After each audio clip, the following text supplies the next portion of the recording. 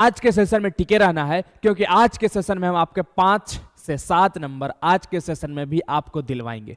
जिस तरह से हमने पॉलिनोमियल को किया, ठीक उसी प्रकार आज के सेशन में हम pair of linear equation in two variable, जो कि आपका चैप्टर 3 है, उसको भी कंप्लीट करेंगे।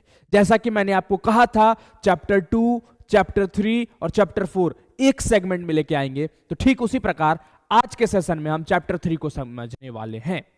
क्योंकि चैप्टर 3 जो है आपका, वो है linear equation in two variable, जो कि सबसे एक टफेस्ट चैप्टर में आता है, क्योंकि बच्चे को अक्सर वर्ड प्रॉब्लम में दिक्कत होता है, उसके लैंग्वेज को समझने में दिक्कत होता है। तो ठीक आज के क्लास में अगर आप कॉन्सेप्ट को सीख जाते हैं, तो अगले क्लास में आपको वर्ड प्रॉब्लम और वो तमाम तरह के क्वेश्चन जो आपके एग्जाम में आने की प्रोबेबिलिटी रहती है, उसको बनाने में कहीं कोई दिक्कत नहीं होने वाला है।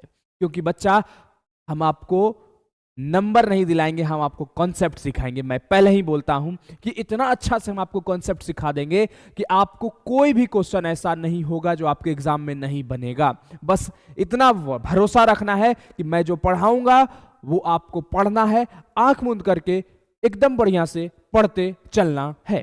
तो बच्चा, बिना किसी देरी के साथ आज के सेशन को शुरू करते हैं, क्योंकि ताम झाम की चीजें जो भी हैं वो बाद में किया जाएगा।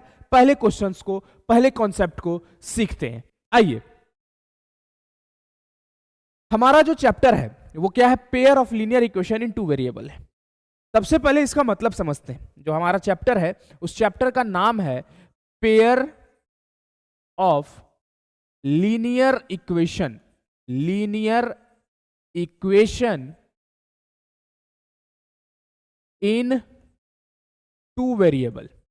समझिएगा बच्चा, थोड़ा सा चीजों को अगर ग्रैब करिएगा तो, अगर मैं इसकी बात करूं pair of linear equation in two variable की, तो सबसे पहले ये लीनियर इक्वेशन क्या होता है, ये टू वेरिएबल क्या है, ये हमें तोड़ना पड़ेगा, जो कि हमारा चैप्टर 3 है। दो वेरिएबल का मतलब क्या होता है? एक इक्वेशन, कोई भी इक्वेशन है जिसमें कितने वेरिएबल हो, जिसमें दो वेरिएबल हो, जिसमें कितने वेरिएबल हो? दो वेरिएबल, और उन दोनों वेरिएबल का हाईएस्ट पावर जो होगा क्या होगा? 1 होगा। ठीक हमने पॉलिनोमियल में बच्चा क्या पढ़ा था कि हाईएस्ट पावर, अगर सर वो क्वाड्रेटिक पॉलिनोमियल है तो हाईएस्ट पावर कितना होना चाहिए? 2 होना चाहिए। और standard form of quadratic polynomial क्या होता है? ax² plus bx plus c होता है। हाँ या ना?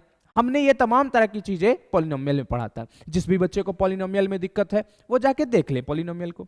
अब आते हैं यहां पर थोड़ा सा बच्चा, लीनियर इक्वेशन कहता है कि अगर आपके पास कितने वेरिएबल हैं? दो वेरिएबल हैं।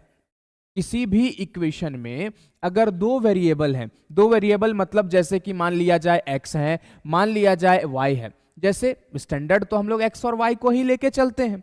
तो अगर मान लिया जाए हमारे पास दो वेरिएबल हैं, वो दो वेरिएबल हमारे पास क्या हैं? x और y हैं, ठीक है। और इन दोनों का हाईएस्ट पावर अगर 1 हो, इन दोनों का क्या हो? हाईएस्ट पावर कितना हो? 1 हो, तभी हम इसको क्या कहेंगे? लीनियर। लीनियर का मतलब 1, और जिसका हाईएस्ट पावर 1 हो वो क्या कहलाता है? लीनियर इक्वेशन, ठीक है। और अगर दो वेरिएबल है तो हम उसको क्या बोलेंगे? Linear equation in two variable. तो दो वेरिएबल और दो वेरिएबल के साथ साथ हाईएस्ट पावर जो होगा, हाईएस्ट पावर जो भी होगा वो क्या होगा? 1 होगा। तो जिस भी इक्वेशन का हाईएस्ट पावर 1 हो और आपके पास दो वेरिएबल हो, वो कैसे कहलाएंगे? Linear equation in two variable. अब आते हैं आगे, ये पेयर ऑफ का क्या मतलब है? पेयर मतलब क्या होता है? जोड़ों में मौजूद होना, मतलब वह इक्वेशन जो जोड़ा में मौजूद है। जोड़ा में कहने का मतलब ये हुआ कि जैसे मान लिया जाए आपके पास एक इक्वेशन है 2x + 3y = 7, ठीक है। ये आपके पास एक इक्वेशन हुआ, ठीक है। ये दो वेरिएबल है, इस दोनों वेरिएबल का हाईएस्ट पावर क्या है? इस दोनों वेरिएबल का हाईएस्ट पावर सर 1 है। अब आते हैं आगे, यहां से चीजों को ग्रैब करिए। अगर ये एक इक्वेशन है तो ये linear equation in two variable कहलाएगा। लेकिन जस्ट सपोज अगर मैं यहां पर कोई दूसरा इक्वेशन लिख दूं 5x + 7y = 9, ठीक है। तो अब हमारे पास ये देखिए कितने सारे इक्वेशन बने, हमारे पास दो इक्वेशन बने और जिसके दो दो वेरिएबल हैं और दोनों वेरिएबल का हाईएस्ट पावर क्या है? 1 है। तो ये हमारे पास क्या बना? पेयर बना। किसका? लीनियर इक्वेशन का। तो तो जब पेयर में रहता है इक्वेशन, मतलब जोड़ों में रहता है, तो उसको हम लोग क्या कहते हैं, pair of linear equation in which variable, two variable. यहां से अब अपनी गाथा, अपनी कहानी यहां से शुरू होगी, pair of linear equation in two variable. और अगर मैं अब यहां से थोड़ा सा आगे चलूं, किसमें चलूं, आगे चलूं pair of linear equation in two variable में, तो जैसा कि मैंने अभी देखा, हमारे पास दो इक्वेशन था, हमारे पास क्या था, दो इक्वेशन था, 2x + 3y = 7, 5x + 7y + 9, है कि नहीं है जी सर, हमारे पास दो इक्वेशन है। अब आइए यहां पर, तो अगर मैं इसी तरह से स्टैंडर्ड फॉर्म की बात करूं, किसकी बात करूं, standard form of linear equation की बात करूं, standard form of linear equation in two variable, ठीक है, pair of linear equation in two variable, PLETV, मतलब pair of linear equation in two variable का स्टैंडर्ड फॉर्म की अगर मैं बच्चा बात करूं आपसे सामने।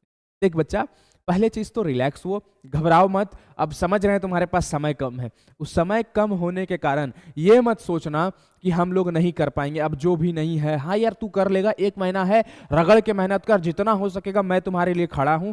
कहीं पर भी कोई भी डाउट हो, कम्युनिटी टैब खुला हुआ है, जाकर कम्युनिटी टैब पर कमेंट करो, व्हाट्सएप चैनल ज्वाइन कर लो जितना जल्दी हो सके, वहां पर भी आपको बेनिफिट्स मिलते रहेगा। अब यहां पर देखते हैं standard form of pair of linear equation, standard form of pair. तो पेयर अगर आप सर बोल रहे हैं तो इसको a1x देना पड़ेगा प्लस b1y देना पड़ेगा इज इक्वल टू c1, पहला इक्वेशन, क्योंकि देखिए a क्या है आपका कांस्टेंट है, b क्या है कांस्टेंट है, c क्या है कांस्टेंट है, x और y क्या है हमारे पास वेरिएबल है, तो x का हाईएस्ट पावर क्या है 1 है, y का हाईएस्ट पावर क्या है 1 है। अब और ये क्या पेयर में है, नहीं सर, पेयर वाला तो यहां पर कोई केस बनेगा, a2x plus b2y is equal to what, c2। तो अब यहां पर ये हमारे पास क्या बना, pair of linear equation in what, two variable.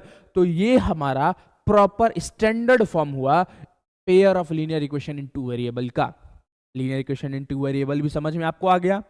अब हमारे पास एक केस बनता है कि sir pair of linear equation in two variable पढ़ते क्यों हैं, रियल लाइफ का कनेक्शन क्या है इसके साथ, क्योंकि अक्सर बच्चे बोलते हैं कि मैथ सर आगे चल के कोई काम नहीं आता। बच्चा काम आता है जीवन में, जो बोलते हैं कि सो कॉल्ड बड़े बड़े लोग बोलते हैं कि कहाँ आया ट्रिग्नोमेट्री काम, कहाँ आया ये काम जो हमने पढ़ा है वो पढ़ा, बच्चा मैं बताता हूँ अभी कहाँ काम आता है। देखिए ध्यान दीजिए, मान लेते हैं आप एक दुकान में गए और उस दुकान में जाने के बाद आपने 10 पेंसिल खरीदा।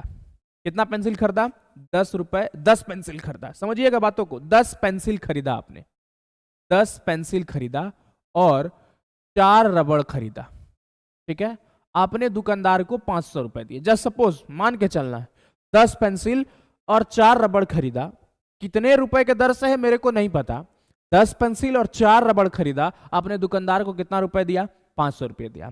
अब लड्डू नाम का एक बच्चा गया, उसने 5 पेंसिल और 6 रबड़ खरीदा, उसने दुकानदार को 200 रुपए दिया। समझिएगा बातों को। अब देखिए मैं रियल लाइफ इसको कनेक्ट कैसे करता हूं। आप जब दुकान पे गए तो आपने 10 पेंसिल खरीदा और 4 रबड़ खरीदा, आपने दुकानदार को कितना दिया, 500 रुपए दिया। जब लड्डू नाम का बच्चा दुकान पे गया तो वो 5 पेंसिल और 6 रबड़ को खरीदता है, खरीदने के बाद वो कितने रुपए दिया, 200 रुपए दुकानदार को दिया।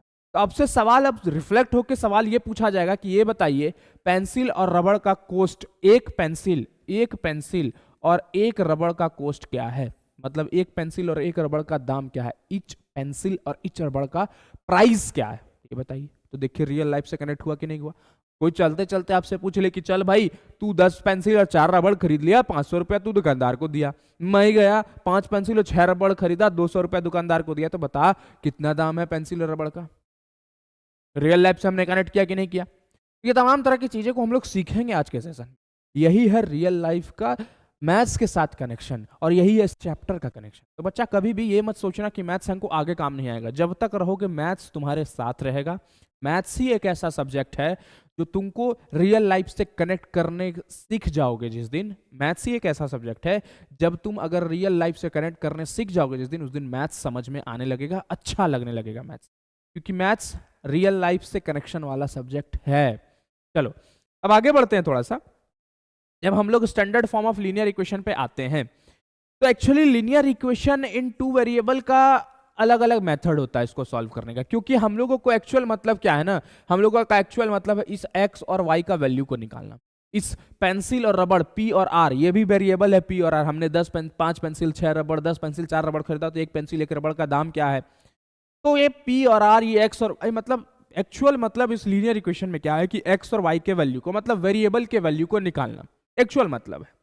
तो तमाम तरह के मेथड है, ठीक है, तमाम तरह के मेथड है X और Y को वैल्यू को निकालना। तो वो चीजों को सीखेंगे। चलिए आगे बढ़ा जाए, समझा जाए आज के सेशन को। आइए देखते हैं, गौर करके फरमाइए। तो जैसा कि यहां पर लिखा हुआ है लीनियर इक्वेशन का डेफिनेशन, दो वेरिएबल, ठीक है, एक्स और वाई। जस्ट सपोज कोई भी दो वेरिएबल, जरूरी नहीं है एक्स और वाई ही हो। बच्चे अपने मन में ये आ लेते हैं कि सर एक्स और वाई ही वेरिएबल होगा। नहीं बच्चा, जरूरी नहीं है एक्स और वाई ही हो, दूसरा कुछ भी हो सकता है, ठीक है। अब आते हैं, पावर जिसका क्या होगा, 1 होगा, वही आपका लीनियर इक्वेशन कहलाएगा, ठीक है। इसका जनरल फॉर्म क्या होता है? A X plus B Y plus C. क्या है इसका general form? A X plus B Y plus C. हमने जो किया क्या किया अभी हमने? सर अभी आपने जो किया वो क्या किया, मैं बताता हूं, ध्यान दीजिएगा। a1x plus b1y plus c1 is equal to 0, ठीक है। a2x plus b2y plus c2 is equal to 0। ये आपका pair of linear equation in two variable का है, ठीक है। यहां थोड़ा सा सुधार कर लीजिएगा बच्चों, यहां कहा गया, हाँ a1x प्लस होगा यहाँ, ठीक है, यहाँ प्लस होगा, यहाँ भी प्लस होगा, यहाँ थोड़ा सा सुधार कर लेना है बस, और कुछ नहीं है। आइए, तो ये pair of linear equation in two variable का है। ये जनरल फॉर्म है एक लीनियर इक्वेशन का, पेयर ऑफ ने एक लीनियर इक्वेशन। ये पेयर, चूंकि हम लोग pair of linear equation two variable पढ़ रहे थे, हम लोग को इसको ध्यान में मद्देनजर रख के चलना है। अगर मैं लीनियर इक्वेशन की बात करूं तो इनका जो ग्राफ बनता है वो स्ट्रेट लाइन होता है। लीनियर इक्वेशन का जो ग्राफ होता है वो कैसा लाइन होता है? स्ट्रेट लाइन बनता है। मैं चीजों को दिखाऊंगा, समझाऊंगा भी, ठीक है। आइए पहले चीजों को ग्रैब करते हैं। पेयर ऑफ इक्वेशन क्या होती है? जब दो लीनियर इक्वेशन साथ दी जाती है, जैसे यहां पर देखिए आप, A X plus B Y plus C is equal to 0, A dash X plus B dash Y plus C dash is equal to 0। ये देखिए आपके पास दो इक्वेशन क्या है, साथ में दिया गया है। और जब दो इक्वेशन आपका साथ में रहता है तो वो क्या कहलाता है? Pair of linear equation in two variable कहलाता है। ग्राफ की अगर मैं बात करूं, ठीक है, अब आइए थोड़ा सा मैं आपको ग्राफ की सैर करवाऊं, को लेकर चलते हैं किसके ऊपर? ग्राफिकल मेथड ऑफ सॉल्विंग, क्या? Graphical method of solving pair of linear equation. मतलब pair of linear equation in two variable का हम लोग ग्राफिकल मेथड को सीखते हैं, क्योंकि ग्राफिकल मेथड को सीखना अति आवश्यक है, क्योंकि आपके एग्जाम में 1-2 मार्क्स के जो नंबर हैं वो ग्राफिकल मेथड से आ जाते हैं। तो जैसा कि अभी हमने आपको बताया, क्या बताया? अभी हमने आपको बताया कि कोई भी लीनियर इक्वेशन हो, उसका जो लाइन होता है वो कैसा होता है? स्ट्रेट लाइन होता है। चाहे कोना में जाए स्ट्रेट लाइन, चाहे ऐसे जाए स्ट्रेट लाइन, तो वो लाइन स्ट्रेट होगा। पॉलिनोमियल में पैराबोला भी बन जाता था। पैराबोला कहने का मतलब ऊपर नीचे ऐसे ऐसे अल्टरनेटिंग करंट के ग्राफ के जैसा, ठीक है। तो मतलब पॉलिनोमियल से थोड़ा सा अलग। अगर मैं यहां पर बात करूं linear equation in two variable की बच्चा, तो linear equation in two variable में जो ग्राफ्स के लाइन होते हैं वो कैसे होते हैं? स्ट्रेट लाइन होते हैं। अब मैं अगर बात करूं आपको ग्राफिकल मेथड की, तो हमारे पास जो लाइन होते हैं इसमें 3 तरह के लाइन होते हैं। एक इंटरसेक्टिंग लाइन होते हैं, ठीक है। एक आपके पास यहां पर क्या, इंटरसेक्टिंग लाइन के बाद अगर मैं बात करूं तो हमारे पास को इंसिडेंट लाइन होते हैं, ठीक है। और यहां से अगर थोड़ा सा चले आगे तो हमारे पास पैरेलल लाइन होते हैं। 3 तरह के लाइन हमारे पास मौजूद है। इन तीनों लाइन के बारे में विस्तार से चर्चा होगी आज के क्लास में। तो आइए सबसे पहले इंटरसेक्टिंग लाइन के बारे में चर्चा करते हैं। जस्ट सपोज आपके पास कोई इक्वेशन है, ठीक है, आपके पास एक इक्वेशन है x minus 2y is equal to 0। क्या है आपके पास एक equation? x minus 2y is equal to 0। और एक और इक्वेशन ले लें आपसे सामने, एक इक्वेशन है 3x plus 4y minus 20, 3x plus 4y minus का 20 इज इक्वल टू 0। अब यहां पर अगर आप देख रहे हैं और बढ़िया से देख रहे हैं तो आपके पास ये पेयर ऑफ लीनियर इक्वेशन नजर आ रहा है कि नहीं आ रहा है? जी सर आ रहा है। अब मैं और आपको बोलूं कि यहां से आप कुछ चीजों को ग्रैब कर पा रहे हैं कि नहीं कर पा रहे हैं, मतलब जनरल फॉर्म से इसको रिलेट कर पा रहे हैं कि नहीं कर पा रहे हैं। स्टैंडर्ड फॉर्म या general form, sir general form क्या है, a1x, ठीक है, प्लस b1y प्लस का c1 इज इक्वल टू 0। फिर क्या है, a2x प्लस का b2y प्लस का c2 इज इक्वल टू 0। ये हमारा क्या है, जनरल फॉर्म है। इससे आप लोग रिलेट कर पा रहे हैं कि नहीं कर पा रहे हैं, कर पा रहे हैं।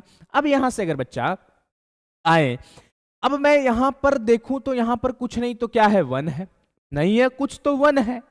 हाँ, अब यहां पर b1 के जगह पर देखिए तो यहां पर प्लस है सर। मैंने बताया सब चीज पहले प्लस ही होता है, हम लोग उसको बाद में क्या करते हैं, माइनस करते हैं। तो ठीक यहां पर माइनस है, तो b1 का वैल्यू क्या है, माइनस का 2 है। क्या c1 आपके पास है, सर c1 नहीं है। तो क्या मैं c1 को प्लस का 0 नहीं लिख सकता हूं, मतलब c1 मेरे पास क्या है, 0 है। ठीक है, यहां से अब यहां से थोड़े से चीजों को ग्रैब करिए और हम लोग क्या कर रहे हैं, हम लोग सॉल्यूशन निकाल रहे हैं। सॉल्यूशन का मतलब क्या होता है, एक्स और वाई का क्या वैल्यू निकालना। मतलब एक्स का जैसे जैसे जैसे समझिएगा मैं क्या कह रहा हूं, x plus y is equal to 6 है। ठीक है, समझिएगा चीजों को। अगर मैं x के वैल्यू को 2 पुट करूं तो y का वैल्यू क्या होगा, 4 होगा। अगर मैं x के वैल्यू को 1 पुट करूं तो y का वैल्यू क्या होगा, 5 होगा। अगर मैं x के वैल्यू को 0 पुट करूं तो y का वैल्यू क्या होगा, 6 होगा। अगर मैं x के वैल्यू को 3 पुट करूं तो y का वैल्यू क्या होगा, 3 होगा। अगर मैं x के वैल्यू को 4 पुट करूं तो y का वैल्यू क्या होगा, 2 होगा। अगर मैं x के वैल्यू को 5 पुट करूं तो y का वैल्यू क्या होगा, 1 होगा। अगर मैं x के वैल्यू को 6 पुट करूं तो y का वैल्यू क्या होगा, 0 होगा।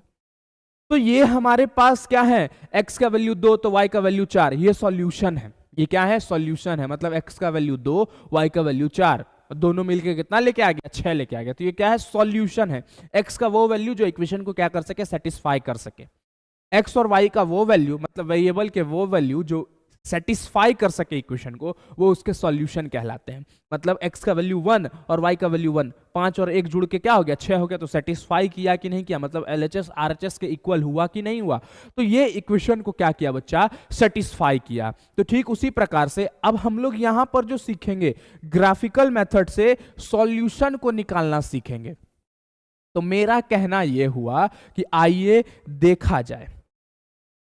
तो हम लोग क्या बोले, हम यहां पर बोले a1 मेरा क्या है, a1 मेरा है 1, b1 मेरा क्या है, माइनस का 2, और c1 कुछ नहीं तो 0 ले लेते हैं, प्लस का 0, प्लस का व्हाट, 0। हाँ सर, आप कुछ नहीं तो 1 भी तो ले सकते, नहीं बच्चा, 1 ले लेंगे तो हमको गड़बड़ा जाएगा खेला। हम इसको प्लस का ऐसे 0 लिख सकते हैं, प्लस 0 इज इक्वल टू 0। 1 दे देंगे तो पूरा इक्वेशन नहीं गड़बड़ा जाएगा, देखिए तो इक्वेशन पूरा क्या हो जाएगा, गड़बड़ हो जाएगा। ये सब चीजों को ध्यान से सोचते हुए चलना है। अब आइए यहां पर a2 का वैल्यू हमारे पास क्या है, 3 है, b2 का वैल्यू हमारे पास क्या है, 4 है, और c2 का वैल्यू हमारे पास क्या है, माइनस का व्हाट, 20 है। तो अब यहां से चीजों को देखते जाइएगा और ग्रैब करते जाइएगा, क्योंकि यही इक्वेशन आपको क्या आएगा, काम आएगा। कभी भी जब भी आपको इस तरह का इक्वेशन दिखे और ग्राफिकल मेथड से आपको सॉल्व करने बोले, तो आपको करना क्या है, a1 बाई a2 करना है, ठीक है। उसके बाद b1 बाई b2 करना है, उसके बाद c1 बाई c2 निकालना है। चेक करिए, a1 बाई a2 मतलब 1 बाई 3, ठीक है। b1 बाई b2 मतलब -2/4, ठीक है। और c1 बाई c2 मतलब 0 बाई -20, ठीक है। अब यहां से मैं देखूं तो 2 2 जा 4, 1/2, 1/3 -1/2 और 0 बाई -20, क्या ये आपस में बराबर है? Sir a1 by a2 b1 by b2 के इक्वल नहीं है, तो अगला देखने की कोई आवश्यकता ही नहीं है। कभी भी आपके इक्वेशन में, समझिएगा थोड़ा सा, कभी भी आपकी इक्वेशन में a1 बाई a2 और b1 बाई b2 एक दूसरे के बराबर नहीं है, तो आपको c1 बाई c2 देखने की कोई आवश्यकता आगे है ही नहीं। मतलब अगर a1 बाई a2 और b1 बाई b2 आपस में अगर इक्वल नहीं है, तो इनके जो ग्राफ के लाइन होंगे वो कैसे होंगे, इंटरसेक्टिंग होंगे। मतलब एक दूसरे को क्या करेंगे, कट करेंगे। एक दूसरे को क्या करेंगे, कट करेंगे। और जब एक दूसरे को वो कट करेंगे, तो जहां पर वो कट करेंगे वही उसका सॉल्यूशन होगा। मतलब मान लेते हैं कि ये एक ग्राफ है, इस तरह से, जस्ट सपोज इस तरह से, ये इस तरह से एक लाइन जाएगा, दूसरा लाइन ऐसे जाएगा, और यहां पर मान लिया जाए कट किया एक दूसरे को, तो यहां पर x का कोई ना कोई वैल्यू होगा और यहां पर y का कोई ना कोई वैल्यू होगा। तो जहां पर वो एक दूसरे को क्या किया, जहां पर वो एक दूसरे को कट किया, वहीं पर वो उसका क्या निकाल के देगा, सॉल्यूशन को निकाल करके देगा। एट द एंड मेरा कहने का मतलब ये हुआ कि इंटरसेक्टिंग है, इंटरसेक्टिंग के साथ साथ क्या, इंटरसेक्टिंग के साथ साथ इसके जो सॉल्यूशन होते हैं यूनिक सॉल्यूशन होते हैं। कैसे सॉल्यूशन होते हैं, यूनिक सॉल्यूशन होते हैं। मतलब अगर बचवा याद रखना थोड़ा सा, मैं आपको और विस्तार से बताऊं, इंटरसेक्टिंग मतलब एक दूसरे को जहां पर कट करे, और जहां पर वो कट करेगा उसका एक सॉल्यूशन होता है, मतलब उसका यूनिक सॉल्यूशन, वो एक सॉल्यूशन देगा, मतलब वो एक्स और वाई का वैल्यू जो आएगा वो इक्वेशन को क्या करेगा, सेटिस्फाई करेगा। ठीक है, वो एक्स और वाई को क्या करेगा, सेटिस्फाई करेगा। अब आते हैं कोइंसिडेंट के ऊपर। किसके ऊपर आते हैं, कोइंसिडेंट। लाइन कोइंसिडेंट कब होता है, मतलब अगर आपके पास एक इक्वेशन लिया जाए 2x प्लस 3y, क्या लिया जाए एक इक्वेशन आपके पास 2x, देखिएगा मैं आपके पास एक इक्वेशन लेता हूं, समझिएगा थोड़ा सा। एक इक्वेशन है आपके पास 2x प्लस का 3y माइनस का 9 इज इक्वल टू 0, और एक इक्वेशन है आपके पास 4x प्लस का 6y माइनस का 18 इज इक्वल टू 0। ठीक है, इस केस में अगर आप देखें तो a1, a2, b1, b2, c1, c2 आपको सब क्लियर है। तो आइए चेक किया जाए, a1 बाई a2 को चेक करना है, b1 बाई b2 को चेक करना है, और c1 बाई c2 को चेक करना है। इन तमाम तरह की चीजों को हम लोग क्या करेंगे आज के क्लास में, चेक करते हैं। हाँ, तो a1 by a2, b1 by b2, c1 by c2 को क्या करना है, चेक करना है। तो आइए, a1 क्या है हमारे पास 2 है, a2 क्या है हमारे पास 4 है, b1 क्या है हमारे पास 3 है, b2 क्या है हमारे पास 6 है। ठीक है, c1 क्या है हमारे पास माइनस का 9 है सर, और c2 क्या है सर, माइनस का 18 है। अब एक दूसरे को कटाते हैं, 2 2 जा 4, 1/2, 3 2 जा 6, 1/2, 9 2 जा 18, माइनस से माइनस कट गया 1/2। क्या आप चेक कर रहे हैं 1/2 is equal to 1/2 is equal to 1/2, सब आपस में क्या है, बराबर हैं। तो अगर मैं देखूं तो a1 by a2, b1 by b2 और c1 बाई c2 एक दूसरे के क्या है, इक्वल है। और सब जब एक दूसरे के क्या होती है, इक्वल होती है, तीनों एक दूसरे के तीसरे के इक्वल होती है, तो ये क्या कहलाती है, कोइंसिडेंट लाइन कहलाती है। कैसी लाइन कहलाएगी, कोइंसिडेंट लाइन कहलाएगी। अब सबसे बड़ी बात है कि इसके कितने सारे सॉल्यूशन होंगे। जैसे सर इंटरसेक्टिंग लाइन है तो एक दूसरे को काटा, जहां पर कट किया वहां पर एक ही सॉल्यूशन आया।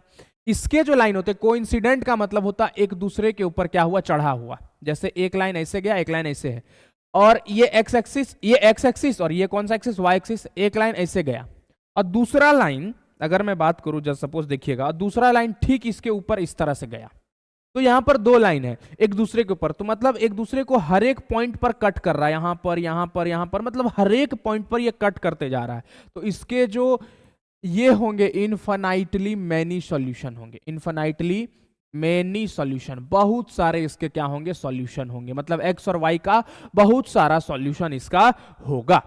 ठीक है, अब आते हैं अगला, अब अगला आते हैं हम लोग कौन सा, हम लोग आते हैं पैरेलल लाइन का कंडीशन। पैरेलल लाइन के कंडीशन को देखें तो एक इक्वेशन लेते हैं पहले। ठीक है, एक इक्वेशन को लिया जाए और इस इक्वेशन को समझते हैं। इक्वेशन है आपके पास कुछ इस तरह से, देखिए इक्वेशन को समझिए। इक्वेशन है आपके पास x माइनस 2y माइनस का 4 इज इक्वल टू 0। ठीक है, और 2x प्लस का 4y माइनस का 12 इज इक्वल टू 0। ये आपके पास क्या है, इक्वेशन है। अब अगर इस इक्वेशन को आप गौर से देखिए थोड़ा सा, तो इस इक्वेशन में आपको a1 a2 b1 b2 c1 c2 सब क्लियर है, क्योंकि यहां पर कुछ नहीं तो 1 है। और अगर मैं a1 a2 करता हूं, b1 b2 करता हूं और c1 c2 करता हूं, यहां पर चीजों को ग्रैब करिए धीरे धीरे। a1 बाई a2 अगर मैं करता हूं तो 1/2, b1 बाई b2 अगर मैं करता हूं तो -2/4, और c1 बाई c2 करता हूं तो -4 बाई -12। ठीक है, तो 2 2 जा व्हाट 4, खत्म, 4 3 जा व्हाट 12, माइनस से माइनस खत्म। तो अब अगर यहां से देखें तो 1/2, ठीक है, 1/2, ठीक है, और 1/3। तो इस चीज को थोड़ा सा फोकस करिए। यहाँ x प्लस 2y है, ठीक है। तो यहाँ प्लस हो जाएगा, तो 2 2 जा 4, 1/2 हो गया। अब यहाँ देखें तो a1/a2, ठीक है, a1/a2 b1/b2 के बराबर है, लेकिन c1/c2 के बराबर नहीं है। मतलब ये हुआ कि अगर आपका a1/a2, ठीक है, b1/b2 के तो इक्वल है, लेकिन c1/c2 के इक्वल नहीं है।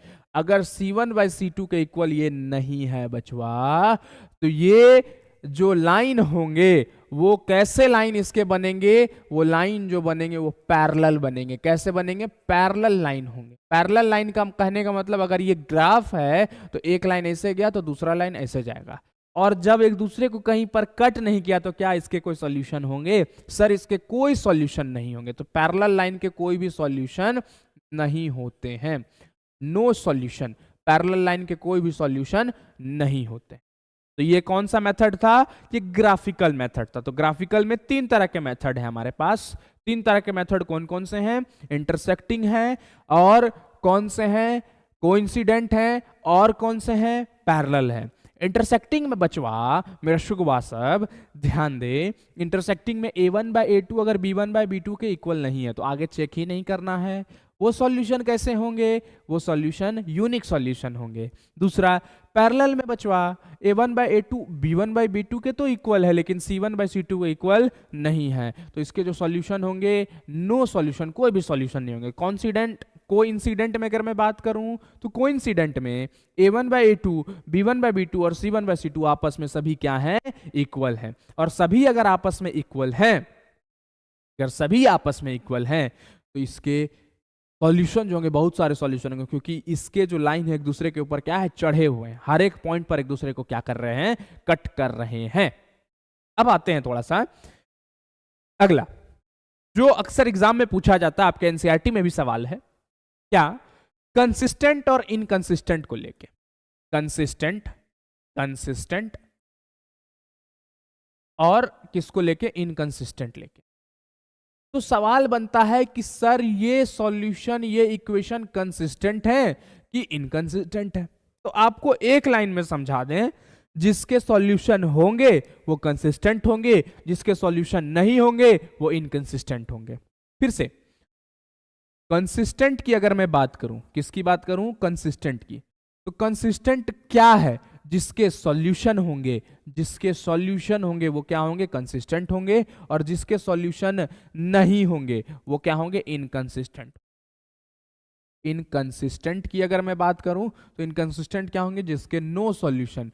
मतलब अगर मैं इनकंसिस्टेंसी की बात करूं, कोई भी इक्वेशन इनकंसिस्टेंट कब है? तो जिसके सॉल्यूशन ही नहीं होंगे। अगर सॉल्यूशन नहीं है तो कौन सा केस? पैरेलल लाइन का केस। कौन सा केस? पैरेलल लाइन का केस। और क्या कह सकते हैं? a1/a2 b1/b2 के तो इक्वल है, लेकिन c1/c2 का क्या है? इक्वल नहीं है। तो ये पैरेलल लाइन का केस होगा, और ये कैसा? इनकंसिस्टेंट होगा। मतलब कंसिस्टेंट के केस में दोनों, इंटरसेक्टिंग और कोइंसिडेंट दोनों होगा, लेकिन सिर्फ और सिर्फ पैरेलल लाइन के केस में, सिर्फ और सिर्फ किसमें? पैरेलल लाइन के केस में इनकंसिस्टेंट होता है। तो इनकंसिस्टेंट वाला a1/2 b1/b2 और c1/c2 इक्वल नहीं हो, तो ये हमारा इनकंसिस्टेंट हो जाता है। अब आते हैं, चीजों को थोड़ा सा सीखिएगा, क्योंकि आज का सेशन हमारा सीखने का सेशन है, कॉन्सेप्ट को डेवलप करने का सेशन। अब आते हैं अलजेब्रिकल मेथड से किसको? सॉल्यूशन को फाइंड करना। अलजेब्रिक मेथड से, ठीक है, अलजेब्रिक मेथड से हम लोग किसका सीखते हैं? अलजेब्रिक मेथड से सॉल्यूशन को निकालना। अब अलजेब्रिक मेथड क्या है भाई? अलजेब्रिक मेथड क्या है? मतलब 2 तरह का मेथड है। पहले 3 तरह के मेथड हुआ करते थे, सब्स्टिट्यूशन, इलिमिनेशन और क्रॉस मल्टीप्लिकेशन। तो क्रॉस मल्टीप्लिकेशन आपके सिलेबस से क्या हो चुका है? डिलीट हो चुका है। तो अब हम लोग अलजेब्रिक मेथड को 2 तरह से मेथड को सीखते हैं। 2 तरह के मेथड को, कौन सा मेथड होता है? एक है सब्स्टिट्यूशन मेथड। कौन सा मेथड है? एक है सब्स्टिट्यूशन मेथड, और एक है आपका विच मेथड? एक है आपका इलिमिनेशन मेथड। तो 2 तरह के मेथड हैं आपके साथ, सब्स्टिट्यूशन और इलिमिनेशन मेथड। अगर मैं बच्चा दोनों में से सबसे अच्छा मेथड को बताऊं तो वो इलिमिनेशन मेथड है। अब आते हैं सब्स्टिट्यूशन की बात। सब्स्टिट्यूशन की अगर मैं बात करूं तो सब्स्टिट्यूशन का जो मेथड है वो कहलाता है भरने का मेथड। कौन सा? भरने का मेथड। आईपीएल आप देखे हैं, ठीक है, मैच देखते हैं, क्रिकेट देखते हैं। तो सब्स्टिट्यूशन मेथड की बात करूं तो सब्स्टिट्यूशन मेथड जब आप आईपीएल या मैच वगैरह, क्रिकेट वगैरह जब आप देखते हैं बच्चा, तो उसमें आप अक्सर ये देखते होंगे सब्स्टिट्यूट प्लेयर को लाया जाता है।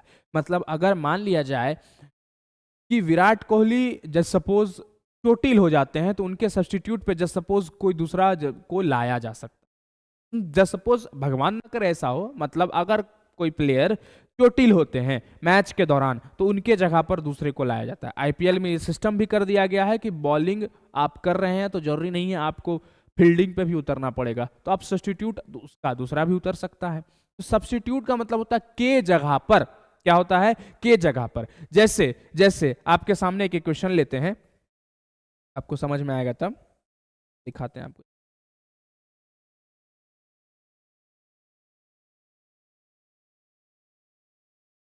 जैसे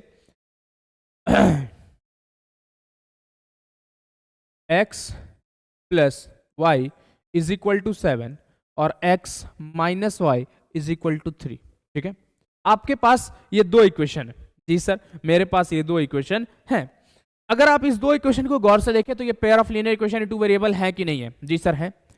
इसको करना कुछ नहीं, इसको इक्वेशन 1 देना है, इसको इक्वेशन 2 देना है, ठीक है। अब मैं अगर इसको सॉल्व करूं तो इसको लिखूंगा टेकिंग इक्वेशन 2, ठीक है, टेकिंग इक्वेशन 2। अब जरूरी नहीं है हम, अगर मैं दूसरा इक्वेशन ले रहे हैं, अगर मैं दूसरा इक्वेशन ले रहा हूं तो आपको भी दूसरा इक्वेशन ही लेना है, नहीं, आप पहला इक्वेशन भी ले सकते हैं, कोई भी इक्वेशन को आप ले सकते हैं, बशर्ते अपना सॉल्यूशन जिसमें हो। x minus y is equal to what, 3। x is equal to, ये माइनस का y उधर जाके क्या हो जाएगा, प्लस का, तो क्या हो जाएगा 3 प्लस वाई। तो x is equal to what, 3 plus y. मतलब हमने x का वैल्यू क्या निकाला, 3 प्लस वाई। अब इस पहले नंबर इक्वेशन में इस x के जगह पर ये 3 प्लस वाई को क्या करेंगे, पुट करेंगे। इसी को कहते हैं सब्स्टिट्यूशन। मतलब इसको उठाओ यहां इक्वेशन 1 में पटको, इसको उठाओ इक्वेशन 1 में पटको, इसको उठाओ इक्वेशन 1 में पटको, इसको उठा इक्वेशन 2 में मत पटक देना, आंसर नहीं आएगा, वैल्यू 0 हो जाएगा, ठीक है। हमको तो y का वैल्यू निकालना है ना, इक्वेशन 2 में नहीं पुट करना, जिससे अगर तुम जिसको ले रहे हो उसके जस्ट अपोजिट वाले इक्वेशन में पुट करना है। अगर हम 1 लेते हैं तो किस में वैल्यू को पुट करेंगे, के जगह पर 2 में पुट करेंगे। अगर 2 से निकालते हैं तो कहां पर पुट करेंगे, 1 में पुट करेंगे। तो मेरा सीधा मतलब हुआ इस x is equal to 3 plus y को कहां पर पुट करेंगे, 1 में पुट करेंगे। तो आइए इसको पुट करते हैं। तो 1 में x के जगह पर क्या पुट करना है, 3 प्लस का y प्लस का y is equal to what, 7, ठीक है। 3 plus what, 2y is equal to क्या, 7। 2y इज इक्वल टू माई प्लस का 3 है बचवा, ये सब चीजों को देखना है। प्लस का 3 है, उधर जाके क्या हो जाएगा, माइनस का 3, तो 7 माइनस व्हाट, 3। तो 2y इज इक्वल टू, साथ में अगर 3 को माइनस करते हैं तो क्या आ जाएगा, 4। y is equal to 2 multiply में इधर आके क्या हो गया, डिवाइड में 2 2 जा 4, तो y का वैल्यू क्या आ गया, 2। अब यही 2 जो आया, अब इस 2 को उठा के कहां पर पुट कर देना, यहां पर जहां पर x के वैल्यू को तुमने निकाला 3 प्लस क्या, y, या तुम यहां पे भी पुट करो, यहां पुट कहीं भी पुट करके अब किसका वैल्यू निकाल लेना, x का। तो 3 प्लस y के वैल्यू को हम लोग क्या पुट करेंगे, 2 पुट करेंगे। तो 3 प्लस व्हाट, 2। तो x का वैल्यू क्या आया, 5, और y का वैल्यू क्या आया, 2। तो ये हमारे क्या है, 5 और 2 सॉल्यूशन है किसके, इस इक्वेशन के। और यही हमारा सब्स्टिट्यूशन मेथड है, मतलब के जगह पर उठा के क्या कर दीजिए, पटक दीजिए। अब आते हैं सेम इक्वेशन को हम लोग इलिमिनेशन मेथड के जरिए करना। इलिमिनेशन क्या होता है, इलिमिनेट करना, मतलब प्लस या माइनस करके एक इक्वेशन, एक वेरिएबल जो भी है, जैसे हमारा पेयर जो वेरिएबल का y और y दोनों क्या हो जाएगा, कट जाएगा। मान लेते हैं x को कटाना है तो x और y कट जाएगा, सिर्फ और सिर्फ एक वेरिएबल बचे। तो वही होता है क्या, इलिमिनेशन मेथड। मतलब सिंपल सी बात है, अगर मैं बात करूं, इलिमिनेट हटा देना, एक वेरिएबल को हटा देना, मतलब जो एक सेगमेंट के वेरिएबल हैं y y हटा दीजिए। जैसे अभी हमने एक इक्वेशन लिया था, क्या लिया था, x plus y is equal to what, 7, और x माइनस का y is equal to what, 3। तो हमारे पास एक सेगमेंट है इक्वेशन के। अब मैं अगर इसको सॉल्व करूं तो देखिए यहां पर प्लस है, यहां माइनस है, ये आसानी से कट जाएगा। तो इस इक्वेशन को क्या कर दीजिए, प्लस कर दीजिए। आप प्लस भी कर सकते हैं, आप माइनस भी कर सकते हैं, जरूरी नहीं है कि सिर्फ प्लस ही से बने। मैं आपको दोनों मेथड से प्लस करके भी दिखा सकता हूं, माइनस करके भी दिखा दूंगा, आपको टेंशन नहीं लेना है। अगर मैं प्लस करता हूं तो इलिमिनेट है, तो प्लस माइनस क्या हो जाएगा, कट गया। x और x जुड़ के क्या हो जाएगा 2x, 7 और 3 जुड़ गया क्या हो गया 10, x is equal to what, ये मल्टीप्लाई का 2 इधर आके क्या हो जाएगा डिवाइड में, 2 5 जा वॉट 10, तो x का वैल्यू क्या आ जाएगा 5 आ जाएगा। ये हुआ आपका इलिमिनेशन मेथड। अब इस x के वैल्यू को कहीं पर भी पुट कर दीजिए, यहां पर 5 plus y is equal to what 7, ठीक है, यहां पुट किए इस वाले में, तो x की जगह पर क्या पुट कर रहे हैं 5, तो 5 ये प्लस का उधर जाके क्या हो गया माइनस का, तो y इज इक्वल टू 7 में 5 गया क्या बचा 2 बचा, तो y का वैल्यू 2, x का वैल्यू क्या 5। ये है इलिमिनेशन मेथड जो कि सबसे आसान है, आराम से उड़ा दीजिए।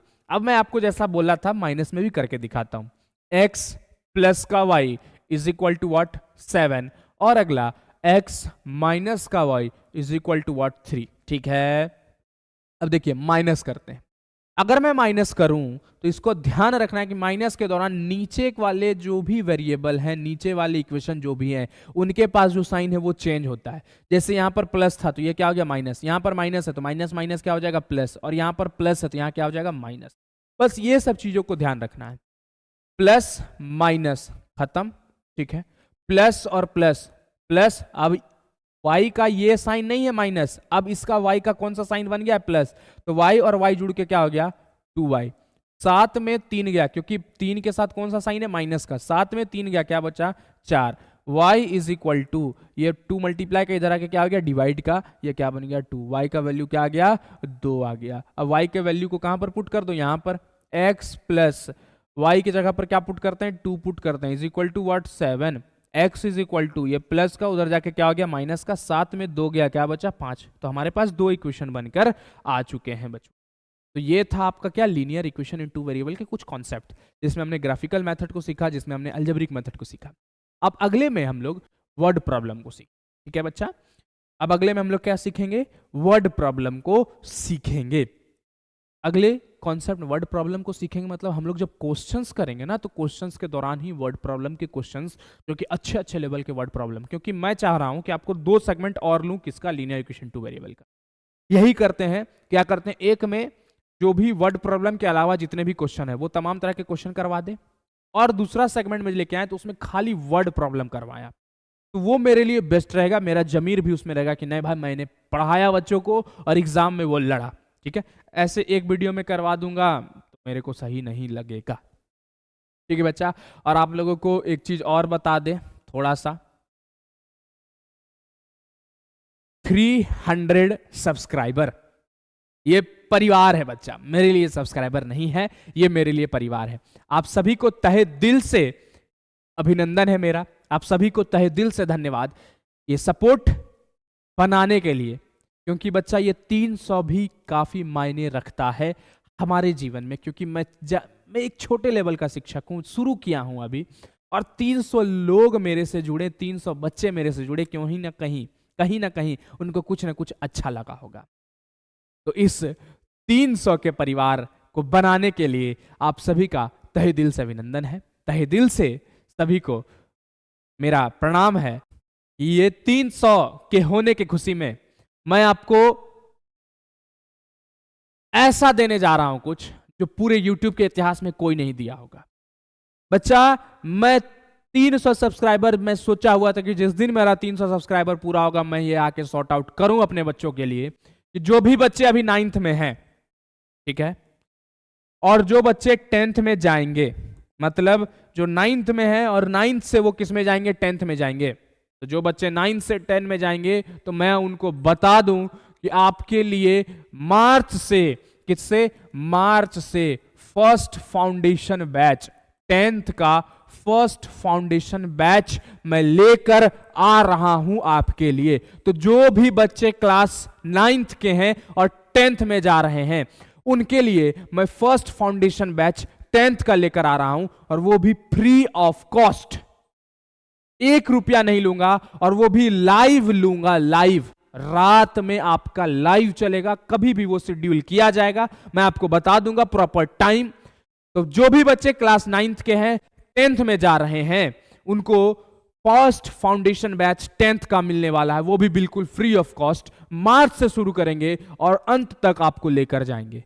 ये 300 सब्सक्राइबर होने की खुशी में है। तो बच्चा धन्यवाद, सब्सक्राइब करते रहिए चैनल को, और 9th वाले बच्चे 10th में आने की खुशी में इसको सब्सक्राइब करिए। और 10th वाले बच्चे उदास नहीं होना आपको, क्योंकि अभी आपके पास 1 महीना है और इस 1 महीने में मैं बहुत कुछ आपके लिए कर रहूंगा। तो चलिए आज के सेशन को यहीं पर इंड अप करते हैं, कल फिर मिलते हैं आपसे उसी ऊर्जा और उसी जोश के साथ। जय हिंद।